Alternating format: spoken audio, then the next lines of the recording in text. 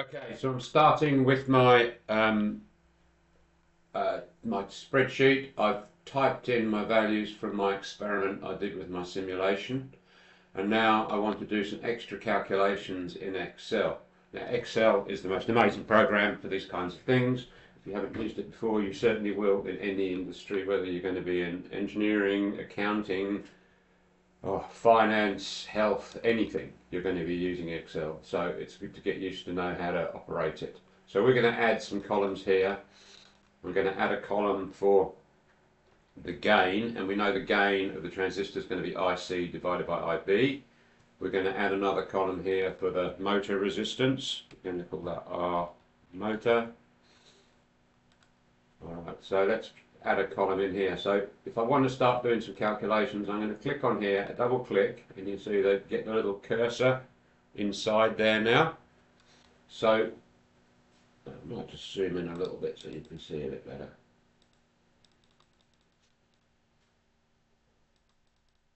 There we go. I'm going to double click on here so we get, zoom in a bit more.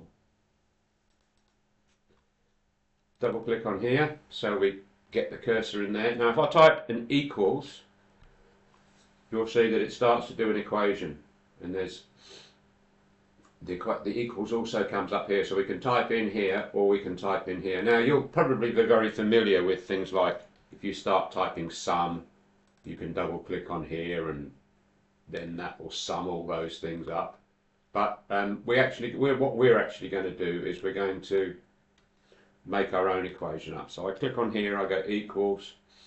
Now I want to do the IC divided by IB, so it's going to be E4, because it's that one there, divided by B4. So I'm going to go E4 divided by B4, and then I click. You see it's already shown me in here, and it's actually highlighted which things I've got, and I'm going to click OK.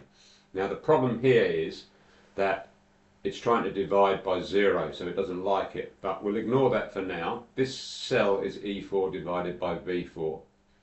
Now if I click on here and then I grab that little green dot there, I can drag it all the way down here, and for the cells that do not have a 0 in them, we can calculate the gain of the transistor. Alright, and if I wanted to do it for the 6K one as well, I could either start here and I could type equals,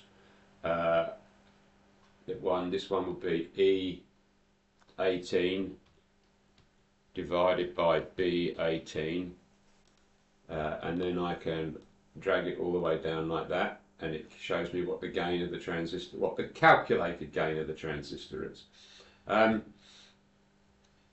Or if I didn't want to do that, I could just drag this cell down all the way like that, okay, and it drags it down. Now what you did see when I typed this one in here, equals E18 divided by B, is that this one came out to lots of decimal points. It makes our table look a bit messy. So if I right click on all those cells and go format cells, I go number, and I can change the number of decimal points that they're actually set to. So and also if you want them to look all nice and even, you can set the number of decimal places. Like these ones look out, all the numbers are okay, but they've got differing amounts of decimal places, and they kind of all a bit offset. So if I go right click and I go format cells and I go number, and I go, let's say, 2 decimal places for all of those, it makes them look a lot more readable and makes all the decimal places the same. So for IB, you're going to want quite a lot of decimal places for that one, at least 6. So see, we've got 6 there, so it's set to 6 decimal places. All right, now R motor, well, the resistance of the motor is going to be the voltage through the motor divided by the current through the motor. So it's going to be V motor, which is C4, C4 divided by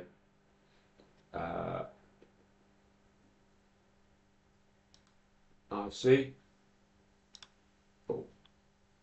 and then I go green arrow, okay, and then I can drag that down, and you can see the resistance of the motor stays fairly constant.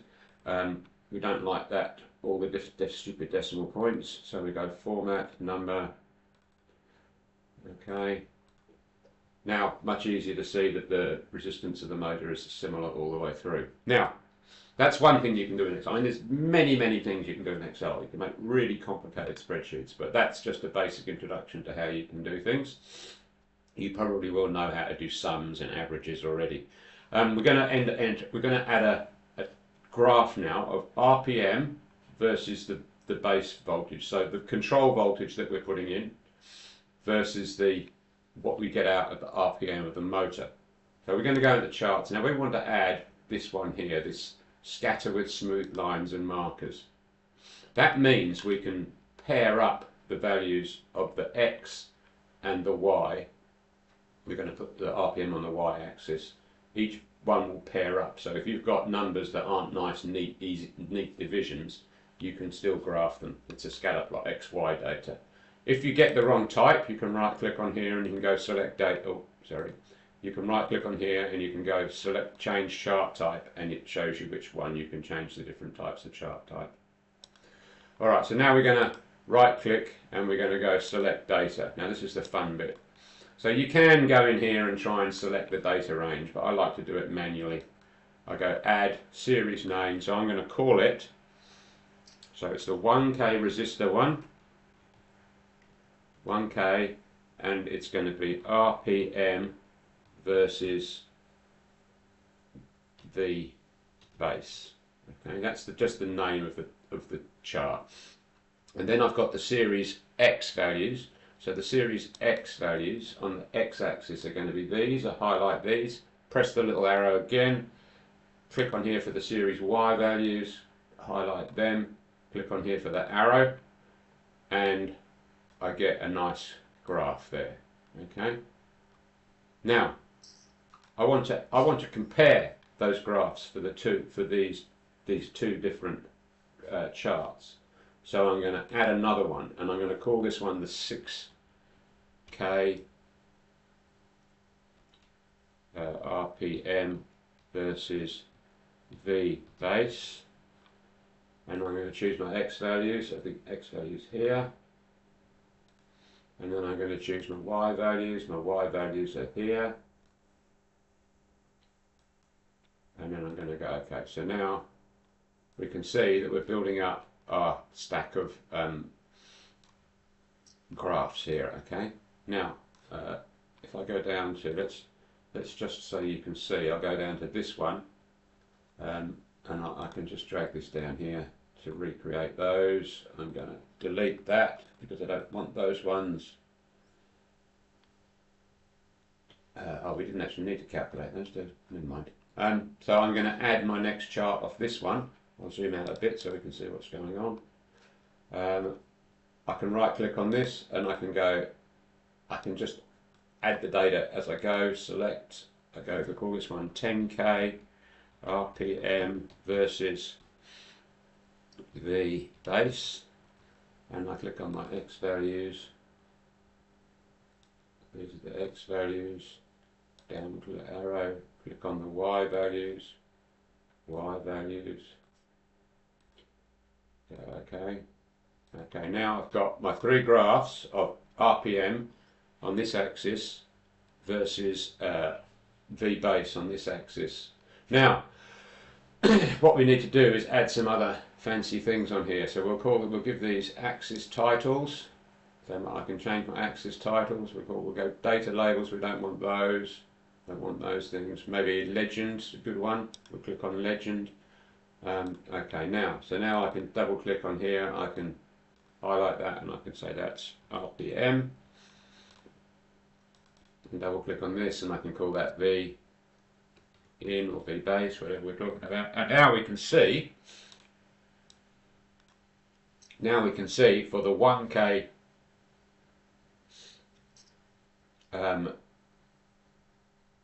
resistor, sorry, for the, did I get that the right way around? I'm not sure, I think I might have got these the wrong way around. Let's have a look. So if I'm worried about them, I go select data and I can see, I go edit that one. So the 1K one is 1K RPM versus base, which is A4 to 14, so that should be the 1K one. What is going on? Edit that one. 6K one is 18, so they should all be in the right place. So the 10K one is the one that doesn't quite get to saturation. I think I might have my data model up here though, because the 6K one should be the blue one. So let me just check on my sheet if I've got the data in the right place.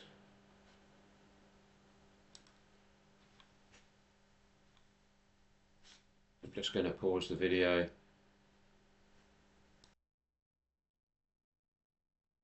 So my mistake was that I had named these graphs wrongly. So this is the 6K one and this is the 1K one. So I have to change my names in here, so that's easy. I can just right click on here, go select data, edit this one, and I'll call this one the 6K one. Edit this one, go call this one the 1K one. Okay, now that makes more sense because the 1K resistor one had more current, more base current, so it got into saturation earlier. The 10K one never got into saturation, and the 6K one got into saturation about where we wanted it to get into saturation.